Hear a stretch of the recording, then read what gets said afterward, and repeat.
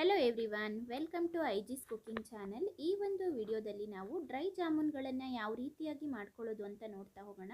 ತುಂಬಾ ಚೆನ್ನಾಗಿ ಜ್ಯೂಸಿಯಾಗಿ ಬಂದಿತ್ತು. ಹಾಗೆ ನಾವು ಮನೆಗೆ ಒಂದು ಜಾಮೂನ್ ಪ್ಯಾಕನ್ನು ತಂದಾಗ ಸಾಮಾನ್ಯವಾಗಿ ಯಾವಾಗಲೂ ಜಾಮೂನ್ಗಳನ್ನೇ ಮಾಡ್ತಾ ಇರ್ತೀವಿ. ಈ ರೀತಿ ಡ್ರೈ ಜಾಮೂನನ್ನು ಸಹ ಮನೆಯಲ್ಲಿ ಟ್ರೈ ಮಾಡಿ ತುಂಬಾ ಟೇಸ್ಟಿಯಾಗಿ ಬಂದಿತ್ತು. ಇದನ್ನು ಹೇಗೆ ಮಾಡೋದು ಅಂತ ನೋಡೋಣ. ಅದಕ್ಕಿಂತ ಮುಂಚೆ ಯಾರೆಲ್ಲ ಚಾನಲ್ನ ಸಬ್ಸ್ಕ್ರೈಬ್ ಆಗಿಲ್ಲ ಫ್ರೈ ಮಾಡ್ಕೊಳ್ಳಿ. ಹಾಗೆಯೇ ಇದನ್ನು ಮಾಡಲಿಕ್ಕೆ ನೋಡಿ, ಪಾತ್ರೆನ ಇಟ್ಕೊಂಡಿದ್ದೀನಿ ಗ್ಯಾಸ್ ಮೇಲೆ. ಹಾಗೆ 1 ಕಪ್ಪಷ್ಟು ಸಕ್ಕರೆಯನ್ನು ಹಾಕ್ಕೊಳ್ತಾ ಇದ್ದೀನಿ. ಹಾಗೆ ಅದೇ ಕಪ್ ಅಳತೆಯ ಒಂದು ಲೋಟದಲ್ಲಿ ನೀರನ್ನು 1 ಲೋಟದಷ್ಟು ಹಾಕ್ಕೊಳ್ತಾ ಇದ್ದೀನಿ. ನಾವು 1 ಕಪ್ಪಷ್ಟು ಸಕ್ಕರೆ ತಗೊಂಡ್ರೆ 1 ಕಪ್ಪಷ್ಟು ನೀರನ್ನು ಹಾಕ್ಕೊಳ್ಬೇಕು.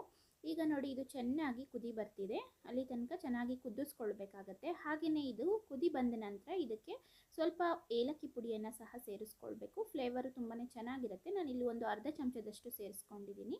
ಇದನ್ನು ಈಗ ಚೆನ್ನಾಗಿ ಕುದಿಲಿಕ್ಕೆ ಬಿಡೋಣ.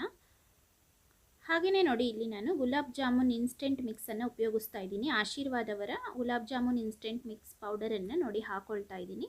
ಇದಕ್ಕೆ ಒಂದು ಸಣ್ಣ ಲೋಟದಲ್ಲಿ ನೀರನ್ನು ತಗೊಂಡು ಸ್ವಲ್ಪನೇ ನೀರನ್ನು ಹಾಕ್ಕೊಂಡು ಕಲಿಸ್ತಾ ಹೋಗಬೇಕು. ಫಸ್ಟ್ ಗಂಟುಗಳನ್ನು ಸ್ವಲ್ಪ ನೋಡಿ ಈ ರೀತಿ ಕೈಯಿಂದನೇ ಹೊಡ್ಕೊಳ್ಳೋಣ. ನಂತರ ಸ್ವಲ್ಪನೇ ನೀರನ್ನು ಹಾಕ್ಕೊಳ್ತಾ ಕಲಿಸ್ಕೊಳ್ತಾ ಹೋಗಬೇಕು. ನೋಡಿ, ಒಂದೇ ಸತಿ ನೀರನ್ನು ಹಾಕ್ಕೊಂಡ್ರೆ ಹಿಟ್ಟು ಮೆತ್ತಗಾಗುತ್ತೆ. ಹಾಗಾಗಿ ನೋಡಿ, ಸ್ವಲ್ಪನೇ ನೀರನ್ನ ಹಾಕ್ಕೊಂಡು ಕೈಯಿಂದ ಈ ರೀತಿ ಚೆನ್ನಾಗಿ ಕಲಸಿ ತಗೊಳ್ಬೇಕಾಗತ್ತೆ. ನಾನು ತಗೊಂಡಿದ್ದಂತಹ ಒಂದು ಚಿಕ್ಕ ಲೋಟ ನೀರಲ್ಲಿ ಇನ್ನೂ 1/4 ಲೋಟದಷ್ಟು ಹಾಗೆ ಉಳ್ಕೊಂಡಿತ್ತು. ನೋಡಿ, ಇಷ್ಟು ನೀರು ಸಾಕಾಗಿದೆ ಇದಕ್ಕೆ. ಇದನ್ನು ಈಗ ಚೆನ್ನಾಗಿ ನಾದ್ಕೊಳ್ಳೋಣ. ನೋಡಿ, ಈ ರೀತಿ ಚೆನ್ನಾಗಿ ಕಲಿಸ್ಕೊಂಡ್ರೆ ಎಲ್ಲೂ ಸಹ ಒಡೆಯೋದಿಲ್ಲ ಜಾಮೂನ್ ಉಂಡೆಗಳು. ಹಾಗಾಗಿ ಈ ರೀತಿ ಚೆನ್ನಾಗಿ ನಾದ್ಕೊಳ್ಬೇಕು. ಈ ರೀತಿ ಮಾಡಿ ತಗೊಳ್ತಾ ಇದ್ದೀನಿ. ಹಿಟ್ಟನ್ನು ನಾವು ಕಲಿಸುವಾಗ ಈ ರೀತಿ ಚೆನ್ನಾಗಿ ಕಲಿಸ್ಕೊಳ್ಬೇಕಾಗತ್ತೆ. ನೋಡಿ, ಈಗ ಇದಕ್ಕೆ ಒಂದು ಚಮಚದಷ್ಟು ಎಣ್ಣೆನ ಹಾಕ್ಕೊಂಡು ಇನ್ನೊಂದು ಸತಿ ಹಿಟ್ಟನ್ನು ಚೆನ್ನಾಗಿ ಕಲಿಸ್ಕೊಳ್ಳೋಣ. ಆಗ ಇನ್ನೂ ಸಹ ಸ್ಮೂತಾಗಿ ಚೆನ್ನಾಗಿ ಬರುತ್ತೆ. ನೋಡಿ, ಈ ರೀತಿ ಮಾಡೋದ್ರಿಂದ ಉಂಡೆಗಳು ಒಡೆಯೋದಿಲ್ಲ. ಎಣ್ಣೆಗೆ ಹಾಕಿದಾಗ ಚೆನ್ನಾಗಿ ಬರುತ್ತೆ ಜಾಮೂನ್ ಉಂಡೆಗಳು. ನೋಡಿ, ಈ ರೀತಿ ಕಲಸಿ ತಗೊಳ್ತಾ ಇದ್ದೀನಿ. ಇದೀಗ ರೆಡಿ ಇದೆ. ಇದನ್ನು ಒಂದು 10 ನಿಮಿಷಗಳ ಕಾಲ ಪ್ಲೇಟ್ನ ಮುಚ್ಚಿಬಿಟ್ಟು ಹಾಗೆ ಬಿಡ್ತಾ ಇದ್ದೀನಿ. ನೋಡಿ, ಈಗ 10 ನಿಮಿಷ ಆದ ನಂತರ ಇದನ್ನು ತೆಗೆದುಬಿಟ್ಟು ನಾವು ಉಂಡೆಗಳನ್ನಾಗಿ ಮಾಡ್ಕೊಳ್ಬಹುದು. ಇದನ್ನ ನಮಗೆ ಯಾವ ಗಾತ್ರಕ್ಕೆ ಬೇಕು ಡ್ರೈ ಜಾಮೂನು ಆ ಗಾತ್ರಕ್ಕೆ ಉಂಡೆಗಳನ್ನು ಮಾಡ್ಕೊಳ್ಳೋಣ. ಮನೆಯಲ್ಲಿ ಜಾಮೂನ್ ಮಾಡಬೇಕು ಅಂತ ಅಂದಾಗ ಈ ರೀತಿ ಡ್ರೈ ಜಾಮೂನ್ನ ಸಹ ಟ್ರೈ ಮಾಡಿ. ಕೈಗೆ ಸ್ವಲ್ಪ ಎಣ್ಣೆನ ಹಾಕ್ಕೊಂಡು ನೋಡಿ, ನನಗೆ ಬೇಕಾದಂತಹ ಗಾತ್ರಕ್ಕೆ ಉಂಡೆಗಳನ್ನು ಮಾಡಿ ತಗೊಳ್ತಾ ಇದ್ದೀನಿ. ಇದು ಡ್ರೈ ಜಾಮೂನ್ ಆಗಿರೋದ್ರಿಂದ ನೋಡಿ, ಸ್ವಲ್ಪ ಉಂಡೆಯನ್ನು ನಾನು ದಪ್ಪವಾಗಿ ತಗೊಳ್ತಾ ಇದ್ದೀನಿ. ನೋಡಿ, ಈ ರೀತಿ ಮಾಡಿಕೊಂಡು ತಗೊಳ್ತಾ ಇದ್ದೀನಿ. ಉಂಡೆಯಲ್ಲಿ ಎಲ್ಲೂ ಸಹ ಸೈಡಲ್ಲಿ ಒಡಕು ಇರಬಾರ್ದು. ನೋಡಿ, ಆ ರೀತಿಯಾಗಿ ನಾವು ಉಂಡೆ ಮಾಡಿ ತಗೊಳ್ಬೇಕಾಗತ್ತೆ. ಈ ರೀತಿ ರೌಂಡ್ ಶೇಪಲ್ಲಿ ಉಂಡೆಗಳು ಬಂದಿರಬೇಕು. ನೋಡಿ, ಈ ರೀತಿ ಮಾಡಿ ತಗೊಳ್ತಾ ಇದ್ದೀನಿ ನಾನು. ಆಗ ಎಣ್ಣೆಗೆ ಹಾಕಿದಾಗಲೂ ಸಹ ಅದು ಓಪನ್ ಆಗೋದಿಲ್ಲ. ತುಂಬಾ ಚೆನ್ನಾಗಿ ಇರುತ್ತೆ. ನೋಡಿ, ಈ ರೀತಿ ಚೆನ್ನಾಗಿ ಹಿಟ್ಟನ್ನು ಇನ್ನೊಂದು ಸತಿ ಕೈಯಲ್ಲಿ ನಾದ್ಕೊಂಡು ನಂತರ ಈ ರೀತಿ ಉಂಡೆಗಳನ್ನಾಗಿ ಮಾಡಿಕೊಳ್ಬೇಕು. ಆಗ ಪರ್ಫೆಕ್ಟಾಗಿ ಬರುತ್ತೆ. ನೋಡಿ, ಈ ರೀತಿ ಮಾಡಿ ತಗೊಳ್ತಾ ಇದ್ದೀನಿ ನಾನು. ನೋಡಿ, ಈ ಉಳಿದಿರೋಂತಹ ಎಲ್ಲ ಹಿಟ್ಟುಗಳನ್ನು ಸಹ ಇದೇ ರೀತಿಯಲ್ಲಿ ಮಾಡಿ ತಗೊಂಡಿದ್ದೀನಿ. ನೋಡಿ, ಇದನ್ನು ಈಗ ನಾವು ಆಯಿಲಲ್ಲಿ ಫ್ರೈ ಮಾಡ್ಕೊಳ್ಬೇಕು. ಇದು ರೆಡಿ ಇದೆ. ಹಾಗೆ ಸಕ್ಕರೆ ಪಾಕನೂ ಸಹ ನೋಡಿ ಈಗ ರೆಡಿ ಇದೆ. ಈಗ ಇದನ್ನು ಇಳಿಸಿ ಸೈಡಿಗೆ ಇಡೋಣ. ಹಾಗೆ ನಂತರ ನೋಡಿ, ಈ ರೀತಿ ಗ್ಯಾಸ್ ಮೇಲೆ ಎಣ್ಣೆ ನೋಡಿ ಚೆನ್ನಾಗಿ ಕಾಯಬೇಕು. ಎಣ್ಣೆ ಕಾದ ನಂತರ ಲೋ ಫ್ಲೇಮಲ್ಲಿ ಗ್ಯಾಸನ್ನು ಇಟ್ಕೊಂಡು ನಾವು ಉಂಡೆ ಮಾಡಿ ಇಟ್ಕೊಂಡಿರೋ ಅಂಥದ್ದನ್ನು ಒಂದೊಂದೇ ಹಾಕ್ತಾ ಹೋಗಬೇಕು. ನೋಡಿ, ಈಗ ಎಣ್ಣೆ ಚೆನ್ನಾಗಿ ಕಾಯ್ದಿದೆ. ಈಗ ಈ ಜಾಮೂನ್ ಉಂಡೆಗಳನ್ನು ಎಣ್ಣೆಯಲ್ಲಿ ಹಾಕಿ ನಾವು ಲೋ ಫ್ಲೇಮಲ್ಲಿ ಇಟ್ಟು ಫ್ರೈ ಮಾಡ್ಕೊಳ್ಬೇಕು. ಹೈ ಫ್ಲೇಮಲ್ಲಿ ಇಟ್ಟರೆ ಒಳಗಡೆ ಚೆನ್ನಾಗಿ ಕುಕ್ ಆಗೋದಿಲ್ಲ. ಆ ಕಾರಣಕ್ಕಾಗಿ ಲೋ ಫ್ಲೇಮಲ್ಲಿ ಇದನ್ನು ನಿಧಾನವಾಗಿ ಕುಕ್ ಮಾಡ್ಕೊಳ್ಳಿ.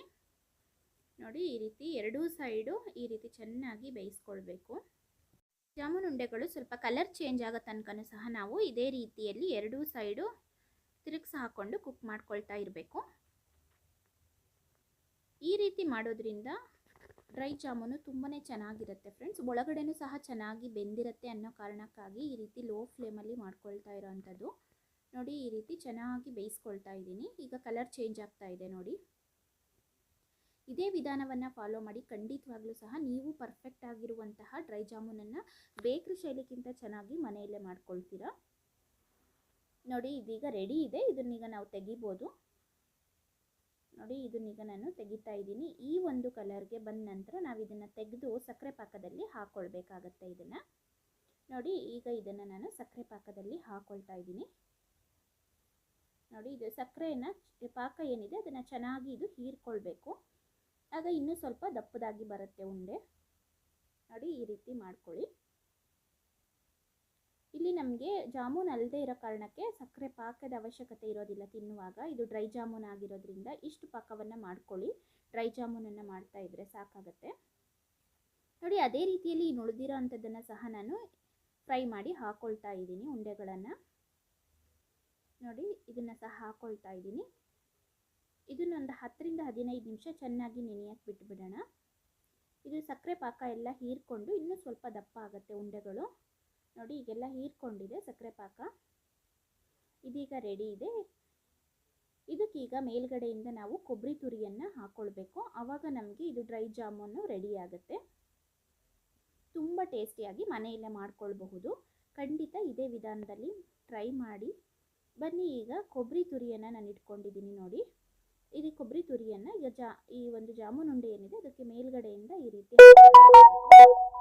ಕೊಬ್ಬರಿಯನ್ನು ಕಟ್ ಮಾಡಿ ಮಿಕ್ಸಿಯಲ್ಲಿ ಹೊಡೆದು ಈ ರೀತಿಯಾಗಿ ತೊಗೊಂಡಿದ್ದೀನಿ ಕೊಬ್ಬರಿ ತುರಿಯನ್ನು. ಹಾಗೆ ನೋಡಿ ಈ ರೀತಿ ಸ್ಪ್ರೆಡ್ ಮಾಡ್ಕೊಳ್ಬೇಕಾಗತ್ತೆ ನಾವು ಇದ್ರ ಮೇಲ್ಗಡೆಗೆ ಕೊಬ್ಬರಿ ತುರಿಯನ್ನು. ನೋಡಿ ಈ ರೀತಿ ಹಾಕೊಳ್ತಾ ಇದ್ದೀನಿ. ಜಾಮೂನ್ ಉಂಡೆಗಳನ್ನು ತಗೊಂಡು ಈ ರೀತಿ ಮೇಲ್ಗಡೆಯಿಂದ ಕೊಬ್ಬರಿ ತುರಿಯನ್ನು ಹಾಕಿದರೆ ನಮಗೆ ಡ್ರೈ ಜಾಮೂನು ರೆಡಿ ಆಗುತ್ತೆ. ಎಲ್ಲದನ್ನು ಸಹ ಇದೇ ರೀತಿಯಲ್ಲಿ ಮಾಡಿ ತಗೊಂಡಿದ್ದೀನಿ. ನೋಡಿ ತುಂಬ ಯಮ್ಮಿ ಆಗಿರುವಂತಹ ಜ್ಯೂಸಿ ಆಗಿರುವಂತಹ ಈ ಒಂದು ಡ್ರೈ ಜಾಮೂನು ರೆಡಿಯಾಗಿದೆ. ಖಂಡಿತವಾಗ್ಲೂ ಸಹ ಮನೆಯಲ್ಲಿ ಟ್ರೈ ಮಾಡಿ. ಹೇಗೆ ಬಂತು ಅಂತ ನನಗೆ ಕಾಮೆಂಟ್ ಬಾಕ್ಸಲ್ಲಿ ತಿಳಿಸೋದನ್ನು ಮರಿಬೇಡಿ. ಹಾಗೆ ಇನ್ನಷ್ಟು ಈಸಿ ರೆಸಿಪಿಗಳಿಗಾಗಿ ಈ ಒಂದು ಐಜಿಸ್ ಕುಕಿಂಗ್ ಚಾನಲನ್ನು ತಪ್ಪದೇ ಸಬ್ಸ್ಕ್ರೈಬ್ ಮಾಡ್ಕೊಳ್ಳಿ. ಹಾಗೆ ನಾನು ಹಾಕ್ತಾ ಇರುವಂತಹ ಎಲ್ಲ ವಿಡಿಯೋಗಳು ನಿಮಗೆ ಇಷ್ಟ ಆಗ್ತಿದ್ರೆ ದಯವಿಟ್ಟು ವಿಡಿಯೋವನ್ನು ಲೈಕ್ ಮಾಡಿ, ಸಬ್ಸ್ಕ್ರೈಬ್ ಮಾಡಿ, ಹಾಗೆ ಫ್ರೆಂಡ್ಸ್ಗಳಿಗೂ ಸಹ ಶೇರ್ ಮಾಡೋದ್ರ ಮೂಲಕ ಸಪೋರ್ಟ್ ಮಾಡಿ. ನೋಡಿ ಫ್ರೆಂಡ್ಸ್, ಇದರಲ್ಲಿ ಒಂದು ಹೇಗೆ ಬಂದಿದೆ ಅಂತ ನಾನು ತೋರಿಸ್ತಾ ಇದ್ದೀನಿ. ತುಂಬಾ ಚೆನ್ನಾಗಿ ಬಂದಿತ್ತು. ಒಳಗಡೆನೂ ಸಹ ಜ್ಯೂಸಿಯಾಗಿ ಬಂದಿದೆ, ಚೆನ್ನಾಗಿ ಸಹ ಬೆಂದಿತ್ತು. ಈ ರೀತಿಯಲ್ಲಿ ಮಾಡ್ಕೊಳ್ಳಿ. Thank you.